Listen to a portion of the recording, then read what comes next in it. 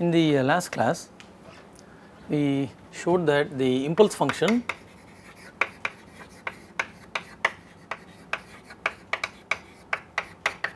I, which was defined as P plus rho u square multiplied by the cross sectional area of the stream tube at that location, can be used to calculate the thrust that is produced, thrust or drag that we get from different components, and the thrust could be evaluated as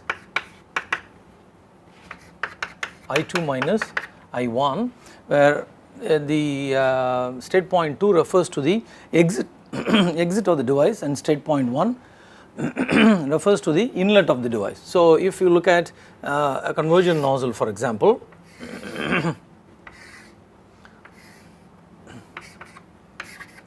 let us say this is state 1 and this is state 2, then the net force acting on the nozzle can be evaluated by subtract I1 from I2.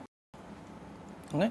Now, when we do this, in this particular case, we do not know whether the nozzle is going to produce thrust or whether the force is going to be in the opposite direction. We can determine this, for example, by using the fact that thrust is also equal to, we showed yesterday that thrust T should also be equal to integral 1 to 2 PdA, with the x component being taken into being calculated for evaluating the thrust. So, when you do this, if you look at this kind of a device, as the fluid flows through, notice that the pressure forces are acting normal to the surface. So, the pressure forces would act like this,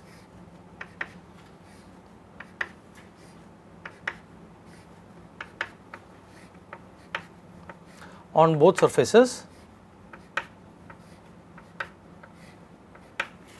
Remember, this is actually the pressure force exerted on the walls, right. So, that is it is very important to remember that, and the pressure force also decreases, I am sorry, the pressure decreases as we go along the length of the nozzle, because the flow undergoes an expansion process.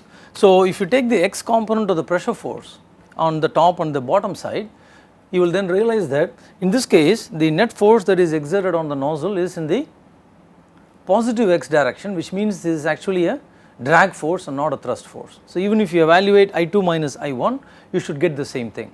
This is what we showed yesterday when we showed the breakup of the thrust produced by different components of an aircraft engine. Positive thrust was generated in the intake, compressor, diffuser and the combustor, and the thrust that was produced in the turbine and nozzle was actually negative, meaning that indicating that this was a drag force. Okay. However, if you take an entire aircraft engine and evaluate I at the exit of the engine minus I at the inlet of the engine, you will still produce positive thrust, otherwise the aircraft will not fly. Okay. If you take the nozzle alone and look at the forces, net force exerted here, then this is the way it will be. Okay. So, it is important to realize that. However, we need the nozzle because we want to convert the enthalpy of the gas to kinetic energy. So, that is still required. So, we cannot, just because the force is acting on the nozzle or in this direction, we cannot dispense with the nozzle. Nozzle is still required, but the calculation of the thrust or net force acting on a component must be done as impulse function at the exit minus impulse function at the outlet. Or if you know the pressure, it should be the integral of PdA with the appropriate component being evaluated. Okay? Yes? So, if solid rocket is having only conversion nozzle, then it will not be able to produce thrust? It will not be able to produce thrust, correct. Okay. The solid rocket will not have a convergent nozzle part alone, because the stagnation pressure in a solid rocket motor, in a rocket engine, stagnation pressure is very high. So, a convergent nozzle will not be enough to actually like Diwali rocket and all that small stuff, toy rockets, right. If they are having only conversion nozzle. In fact, they are designed slightly differently with enough surfaces to get an upward force on the rockets. If you look inside, you will see that they have enough things to propel them upwards. Okay. We will take a closer look and at this expression and evaluate this for an aircraft engine when we start discussing aircraft engine. That is the next module of the course. We will rewrite this expression for an aircraft engine where some simplifications can be made. But what you must remember is that the pressure force, this is the internal pressure force that acts on the device. There is also an ambient pressure force which is exerted on the outside. So the net force is the difference between the two. So if I show the ambient force like this, the ambient force is a constant value, right. So the ambient pressure force acts like this.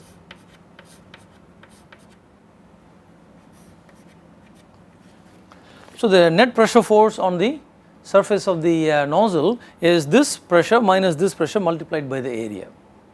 So it is advantageous to actually evaluate this pressure with reference to the ambient pressure at that location. So that I need not worry about this and just take this minus this multiplied by the area, and that is an idea that we will use later on when we derive the expression for the thrust of an aircraft engine. Okay. Measuring the static pressure with reference to the local ambient pressure and not the sea level ambient pressure.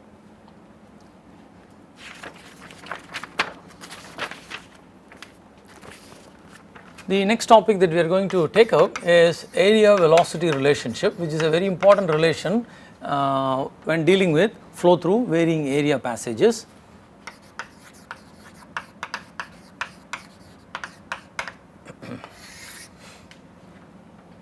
So here we try to determine the relationship between changes in velocity and changes in cross sectional area.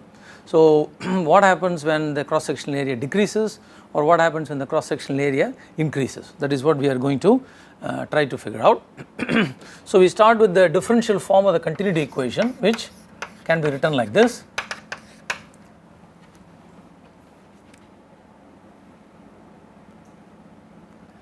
And the differential form of the momentum equation can also be written like this: dP plus rho u du equal to 0.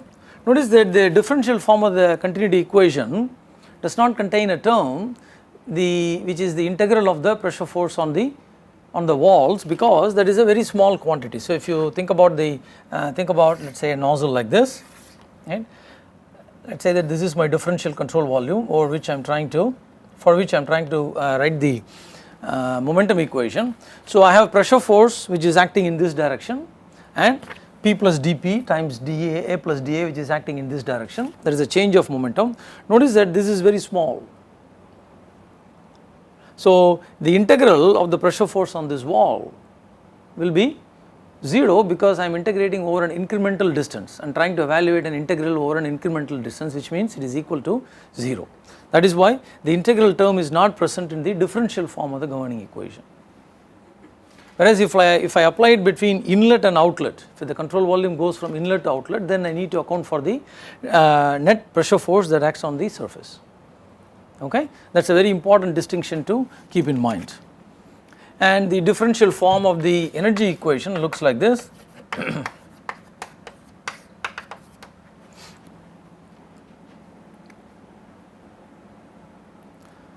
So if I take this equation and differentiate things through, then I get the following: UA times d rho plus rho A times du plus rho u times dA equal to 0. And if I divide through by rho UA, then I can get this to be d rho over rho plus du over u plus dA over A equal to 0. Now we are looking for an area velocity relationship, which means the relationship must contain only changes in area, changes in velocity, and area and velocity. So that means I would like to eliminate d rho over rho in favor of du over u. That is what we are going to do next. So we will eliminate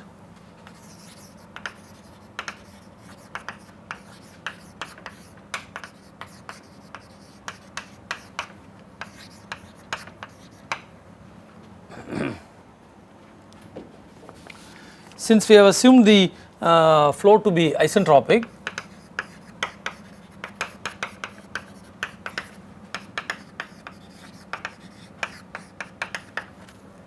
I can write from my entropy equation, which says entropy is constant, I can write this as Tv to the power gamma minus 1 is equal to T0 V0 to the power gamma minus 1, where T0 and V0 are the stagnation quantities.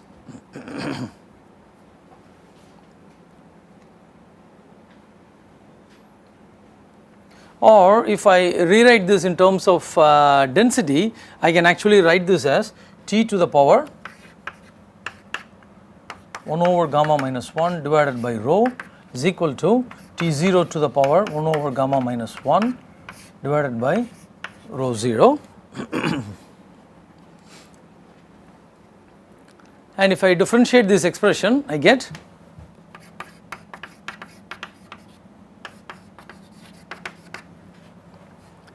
d rho over rho is equal to 1 over gamma minus 1 times dt over t.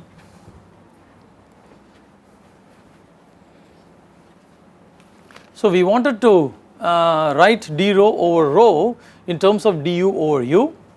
We have managed to write d rho over rho in terms of dt over t. Now, we have to relate dt over t to du over u. Changes in static temperature have to be related to changes in velocity. How do we do that? We use the definition of the stagnation temperature and the fact that stagnation temperature is a constant, right. So, we can write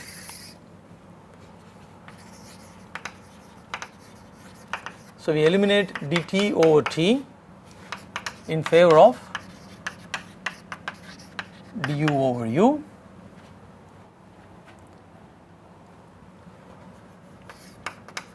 Since the stagnation temperature is T naught equal to T plus u square over 2 Cp, and that is a constant because the flow is isentropic, there is no heat addition or work addition, right. So, this is constant. So, if I take the differential on both sides, I get dt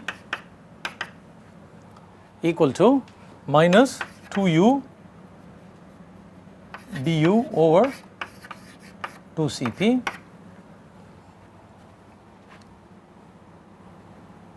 or I can also write this as dt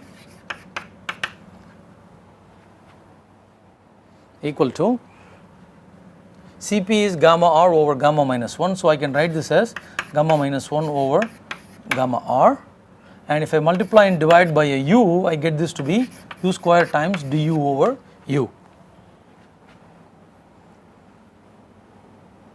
And if I use the fact that u is m times square root of gamma RT, I can write this as gamma minus 1 over gamma r times u square then becomes m square times gamma RT du over u. So, the gamma r cancels out and I end up with an expression where I have dt over t is equal to, I am sorry, I missed out a negative sign here. So, there should be a negative sign here and there should be a negative sign here. So, dt over t is equal to minus gamma minus 1 times m square times du over u. So, I finally have what I was looking for. I wanted to eliminate d rho over rho in favor of du over u. So, here I expressed d rho over rho in terms of dt over t, and then I have now eliminated dt over t in terms of du over u, so that I finally end up with an expression where I can say d rho over rho. So, therefore, d rho over rho is equal to 1 over gamma minus 1 times dt over t, but dt over t itself is equal to gamma minus 1 m square times du over u. So, I am going to write this as gamma minus 1 times m square times du over u. So, we can say that d rho over rho is equal to minus m square times du over u.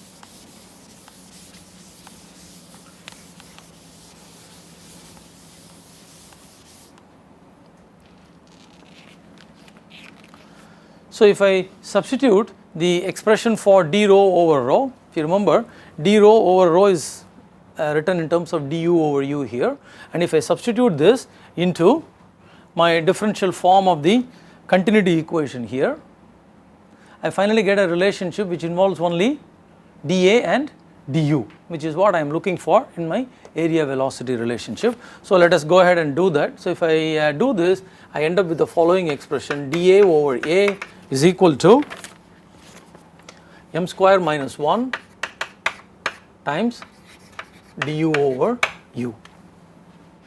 So this is the so called area velocity relationship, okay, where changes in velocity are related to changes in the cross sectional area of the passage. Now with this we can get an idea of what changes in cross sectional area of passage does to velocity. Does it increase or decrease the velocity? That will depend upon whether the flow is subsonic or supersonic, because the Mach number is also involved in this expression. Okay, let us take a look at that next. So we are going to actually do the same thing that we did earlier. We will tabulate the changes in the same manner as we did earlier. If you remember, for Rayleigh flow and Fano flow we did the same thing, m less than 1, m greater than 1, and there are two possibilities: dA greater than 0, which means that A increases, and dA less than 0, which means that A decreases.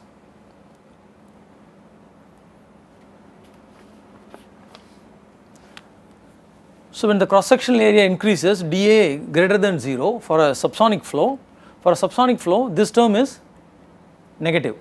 When dA is positive, right, then du becomes negative, right. So a subsonic flow in a diverging passage decelerates, right. So u is negative, or if I write this symbolically as we have always done, we can write it like this: u decreases.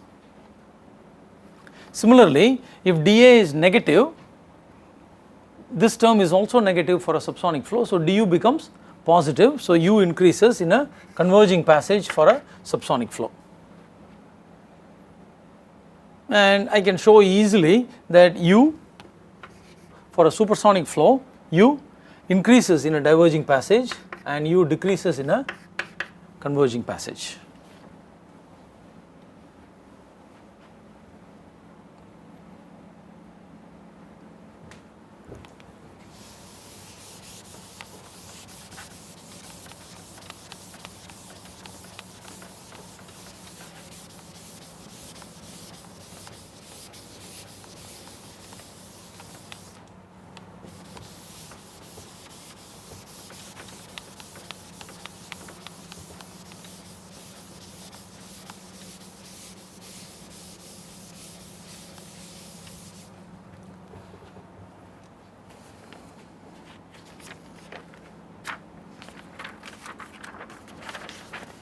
So this tells me that subsonic flow decelerates in a diverging passage and accelerates in a converging passage, and supersonic flow accelerates in a diverging passage and decelerates in a converging passage. We can also interpret this slightly differently by using our earlier two equations, where we have written down d rho over rho in terms of du over u and the differential form of the continuity equation. Okay. The argument goes like this: let us say that we are looking at a subsonic flow. At one point, let us say that the velocity increases slightly, right. Let us say du is positive. That means d rho over rho is negative, and since m is also less than 1, the magnitude of the quantity is also less than du over u. It is negative, but the magnitude is also less than du over u, right. So now if I use that information in my continuity equation, for mass conservation this sum must always be equal to 0. So this has increased slightly because I said du was positive. Now this has become negative but less than this. That means for this entire equation left hand side to sum to 0, what should dA be? dA should be negative, right. So it is as if this is 10, this is minus 8, so this has to be minus 2 to make the whole thing go to 0, which means that dA has to be negative. So, if du is positive and the flow is subsonic, then dA has to be negative in order to satisfy mass conservation. On the other hand, if let us say the flow is supersonic and the velocity increases slightly, du is positive, then d rho over rho is actually negative and greater than du over u, right. So, when I look at mass conservation now, what happens is, this was, we said was 10, now instead of this being minus 8, this has become, let us say, minus 12, then this would have to be plus 2 to make the whole thing go to 0. So, that means dA has to be positive. So, the change in behavior when the flow is subsonic to when the flow is supersonic comes because of the Mach number dependence of the change in density. What this tells me is that for the same change in velocity, for the same value of du, the change in density is less in the case of subsonic flow and more in the case of supersonic flow. And if you remember in our very first lecture, when we drew lines of V equal to constant on a TS diagram, we said that the lines are spaced closely for lower temperatures and spaced farther apart for higher temperature. Now, that is what is causing this effect. So, the same change in du, right, results in larger change in density if the flow is supersonic and smaller change in density if the flow is subsonic, and that is what is causing the flow to behave differently, exactly opposite, depending upon whether it is subsonic or supersonic. Okay. So, the change in density for a given change in velocity is much more when the flow is moving at supersonic speed and much less when it is moving at subsonic speeds. Okay. So, that is an extremely important conclusion that comes out of this equation. Okay. Now, notice that there are actually 3 possibilities in this equation for dA. We have looked at dA positive, dA negative, but we have not looked at dA equal to 0, right. That is also a possibility which we must entertain, and that brings us to the next topic, which is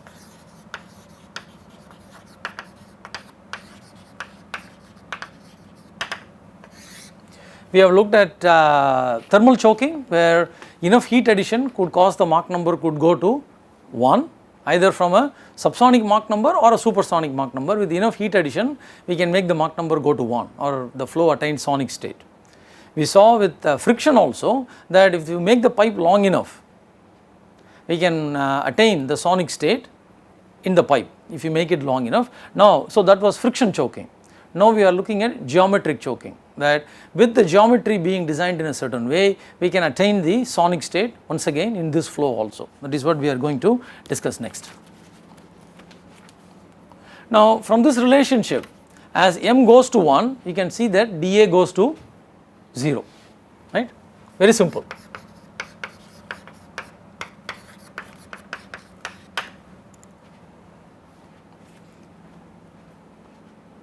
So, this means that what does this mean? Does this mean that wherever dA is 0, we attain m equal to 1? Not so fast, right. We need to look at different possibilities to see what kind of solutions are allowed. Let us look at 2 scenarios where dA is equal to 0, and then we will see whether m can become equal to 1 in both these cases. The first scenario is a passage that looks like this. Right. So, at this location dA is equal to 0, and we look at another scenario where the passage is inverted inside out, right, inside out of the same thing. So, the passage looks something like this, and you see that here dA is 0. So, now whether we have to see whether m equal to 1 can be attained in these 2 situations. Let us say that we start with this with the first case. Let us initially say that m is less than 1. So, the flow enters this passage with the subsonic Mach number, and then what will happen to the Mach number as it goes through a converging passage? The Mach number increases, the flow accelerates, is a subsonic flow. So, it is possible for me to accelerate to m equal to 1 here, and then from here onwards the flow will decelerate perhaps or accelerate depending upon the back pressure conditions. It will decelerate or accelerate, but it is possible for me to have m equal to 1 here. Okay, do you understand that? So it is possible to achieve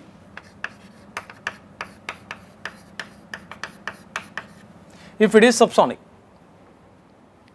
What if the flow is supersonic? Right? If I say that the incoming flow is supersonic, let us say m greater than 1. If it is a supersonic flow, it enters a converging passage, what happens to the flow? The flow decelerates. So that means m decreases. So it is possible for me to decelerate from the supersonic Mach number to m equal to 1.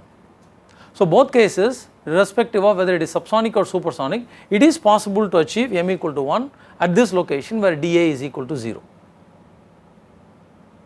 Now if you look at this case, let us say the flow enters with a subsonic Mach number. Okay, let me just add an arrow here to show the direction of flow. So let us say that the flow enters with a subsonic Mach number, and then the subsonic flow, what happens to the subsonic flow in a diverging passage?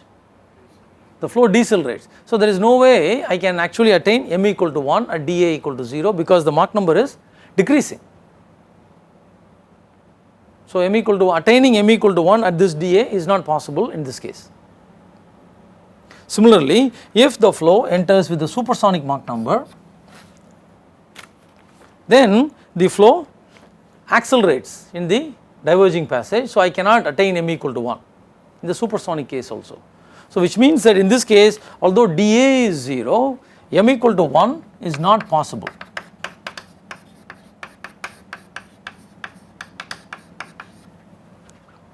So dA may be 0, but m equal to 1 is not possible. Okay? So what this tries to tell me is that if m equal to 1 occurs, then it can occur. It is not sufficient if you have dA equal to 0. This also says that it must be a point of minimum cross sectional area. dA can be 0 for minimum as well as maximum cross sectional area. So what this tells me is if m equal to 1 occurs, then it must occur at a point of minimum cross sectional area, and such a location, point of minimum cross sectional area, is usually called a throat.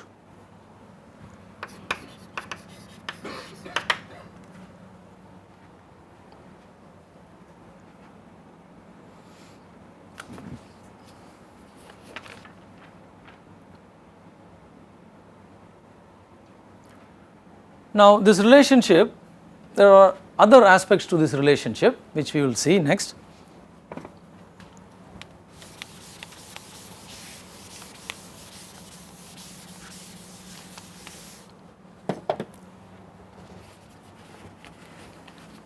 So we have looked at this situation as m goes to 1, dA goes to 0, right? As m goes to 1, dA goes to 0.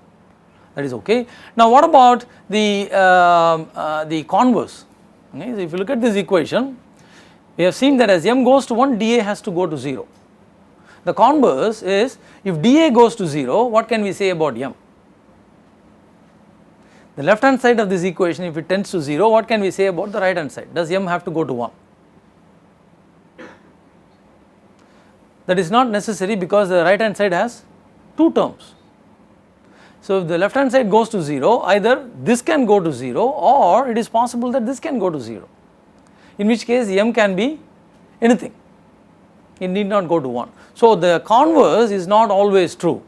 If m equal to 1 occurs, it must occur at the throat, but just because you have a throat does not mean that m should always be 1 there. Okay, that is a very important point. So as dA goes to 0, we can then write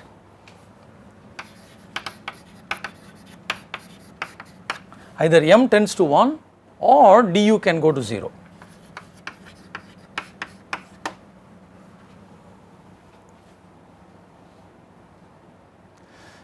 which one we actually see in practice depends upon the conditions that you are maintaining in the flow situation, the downstream pressure, the upstream stagnation pressure, stagnation condition, and so on. It depends upon the actual situation. So, depending upon the situation, either m will tend to 1 or du will go to 0. If du goes to 0, then m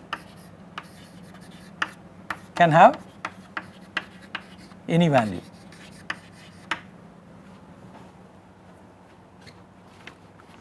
Okay. So, we can sum up these two as follows. If m goes to 1, it can go to 1 only at a throat, but just because there is a throat, m does not have to be 1 there. Okay. Remember, this is an extremely important point in gas dynamics. If m is equal to 1,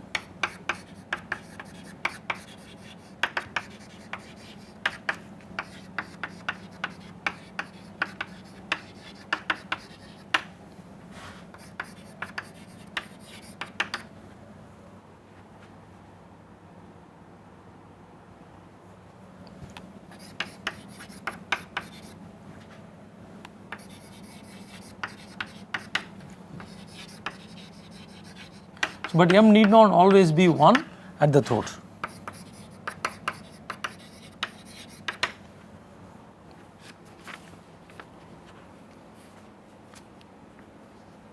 So, a good example is given right here. We showed that m cannot be equal to 1 in this case, but the flow can come in with some Mach number. If it is supersonic, it will accelerate, reach a higher Mach number. For example, it can enter at 2, maybe reach 2.5 and then decelerate here and exit at 2 or 1.8 or whatever it wants, which is perfectly okay. Similarly, in this case also, it can enter at some Mach number, let us say supersonic, decelerate. So, it starts from 2, let us say it decelerates to 1.5 and then it can again accelerate and exit at Mach number, let us say 3, that is allowed. Or it can come at Mach number 0.4, accelerate to Mach number 0.8 and leave with Mach number maybe 0.3 or 0.5, 0.6, whatever. So, m need not always be 1 here. Whether you get m equal to 1 here or not depends upon the actual flow conditions, the upstream stagnation conditions and the pressure that you are trying to maintain downstream. It will depend on many things. Okay? Because m reaches 1, because it is possible to attain the sonic state here, we call this, if sonic state is attained, we call this geometric choking. Okay. But the important point is we need not actually see a sonic state here, just like what we did with Rayleigh flow and Fano flow. The sonic state need not occur, but we can extend the situation and assume that a sonic state occurs and then relate flow properties to the sonic state, because the sonic state is a very convenient state since m is always known there, m is always 1 at the sonic state. So, I can always imagine a situation where m becomes equal to 1. Okay. If for example, in this flow situation m does not become equal to 1 here, then I can conceive a flow situation just like what I did for Rayleigh flow and Fano flow. I can extend this and for example, do something like this, where the sonic state, I ensure that for the conditions the sonic state is reached here. Then I can relate flow properties at any one of this section to the flow property at the sonic throat, just like we did for Rayleigh flow and Fano flow, and then proceed with our calculation. Okay. Which is what we are going to do next. We are going to derive something called an area Mach number relationship, which will allow us to relate the Mach number at any cross sectional area to the cross sectional area at a sonic state.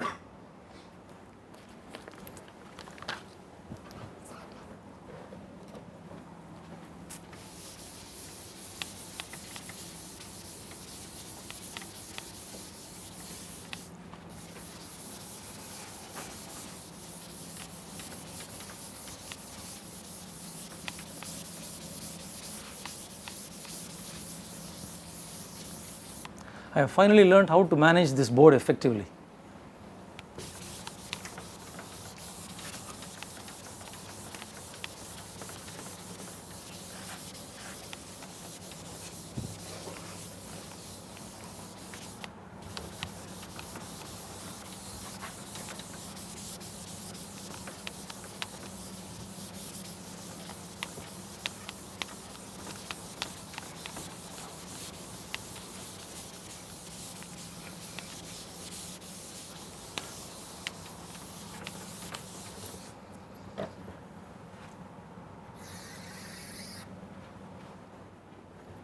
The board in the actual classroom is twice this size, but this board I am losing some part here and I am losing some part there, and I cannot use the lower half of the board because it is too low.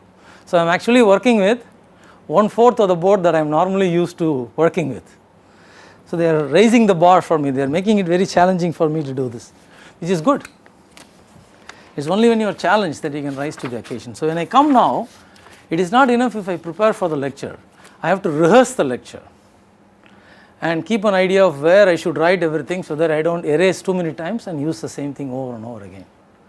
So I do not prepare, I rehearse, which is good, that I would have never done in my life. Okay, so we are now looking at area Mach number relationship.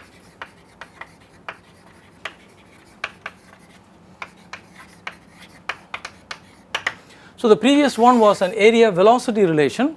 Now we are looking at area Mach number relation, because as you know, once I know the Mach number at a station, all the other quantities, all the other flow properties can be evaluated. So we can if we can derive a relationship involving this, then we are okay. So let us assume that a sonic state occurs somewhere in our flow, and we are looking at a flow with an area, with a passage whose area of cross section varies. So the m dot at any section can be written as rho ua, and assuming that a sonic state exists like I showed in the previous diagram, I can also write this as rho star u star times a star.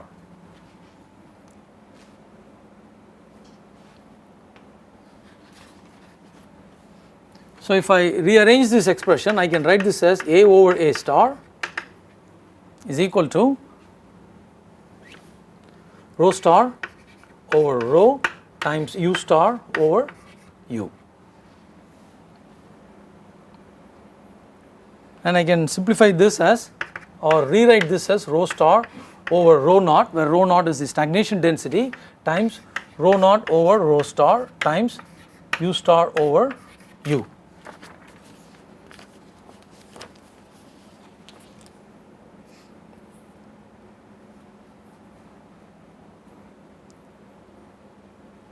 Did I write this correctly? I am sorry, this is rho star over rho, there is no star here. Since the flow is isentropic,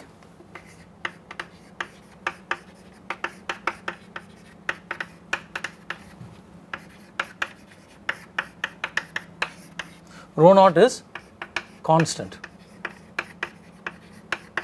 so that the stagnation density at the point where the sonic state occurs is the same as the stagnation density at any other point in the flow.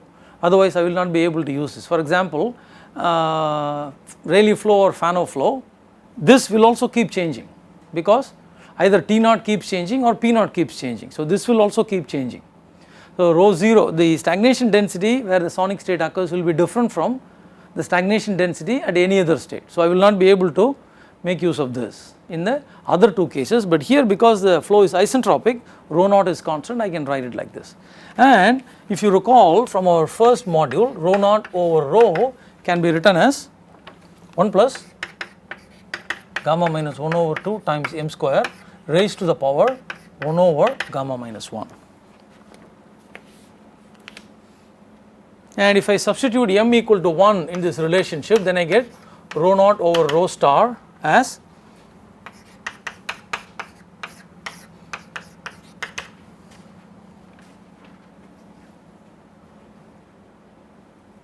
okay. The idea is to write, remember we are looking for a area Mach number relationship, right. So the area is on the left hand side.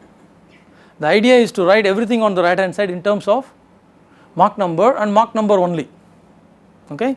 So now I have this in terms of gamma, I have this in terms of my Mach number, I need to rewrite this in terms of Mach number, that is what we are going to do next. So we will write u as being m times square root of gamma RT,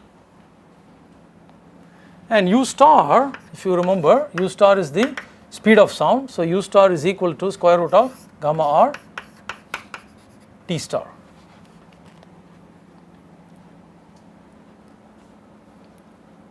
So substitute all this into this expression for A over A star, I can write this as A over A star is equal to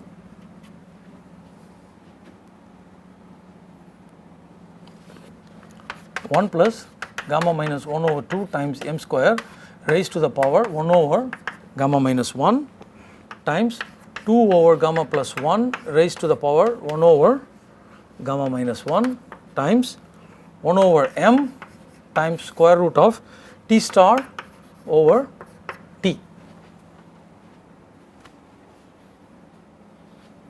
So, we are making progress. The only term that is left is this T star over T, but I can write T star and T in terms of T naught and finally do what I have always been wanting to do. So, if you remember, T star is equal to T naught divided by gamma plus 1 over 2.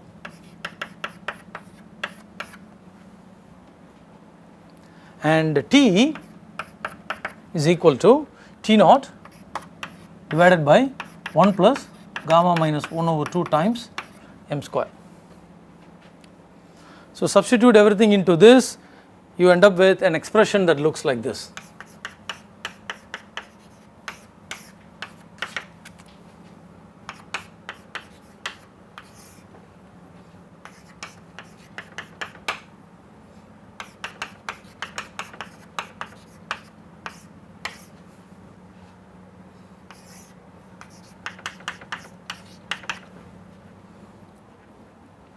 This is the so called area Mach number relationship, where we have the area term on the left hand side and the Mach number term on the right hand side.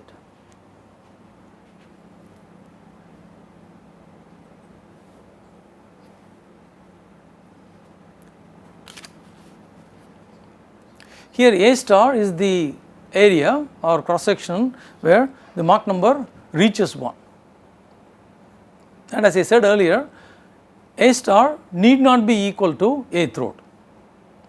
If the flow is choked, then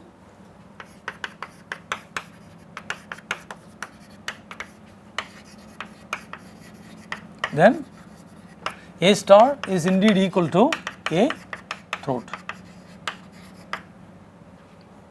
Otherwise, we have to determine A star in some other manner. Okay?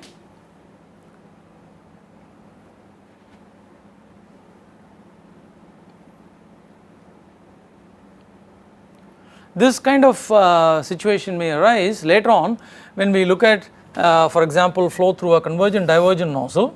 We will look at examples involving this. So, let us say that we have flow through a convergent divergent nozzle. This is the throat. It is quite possible that we have a situation like this: subsonic Mach number at entry, m becomes equal to 1 at the throat, and there is a normal shock that stands somewhere here. So, m accelerates to a supersonic speed and then it becomes subsonic after this. In such a situation, A star for this part of the flow will be equal to A throat, right? A star for this part of the flow is equal to A throat, but A star for this part of the flow field is not equal to A throat. It has to be something else. So, that means we are actually imagining extending this section in such a way that, for example, maybe the A throat or A star for this case, second case, has to be something like this, whereas this is A star is equal to A throat for this case. This need not be the same as this. In fact, this will not be the same as this. Okay, that is what I meant when I said A star need not be equal to A throat.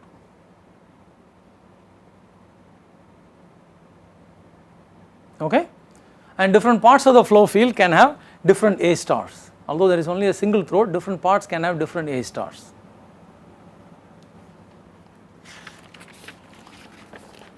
Now, this equation for a given value of A over A star, notice that for a given value of A over A star, this equation can give you two solutions, one corresponding to a subsonic flow and another corresponding to a supersonic flow. That is also clear if you look at the same flow situation, right.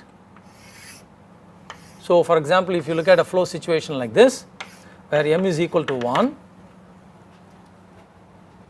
and if, for example, the flow enters at a subsonic Mach number and exits with a, let us say, a supersonic Mach number, then the A star in this case is equal to A throat, correct. A star in this case is equal to A throat.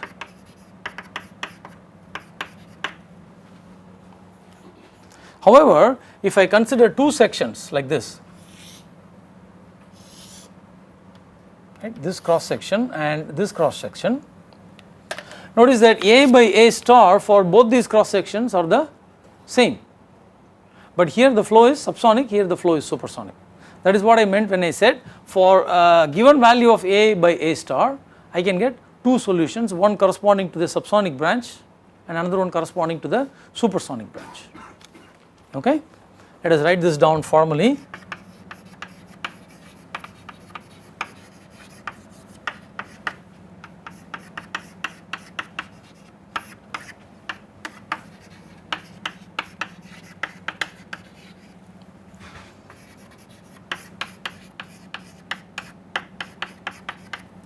So, m less than 1 is one solution and m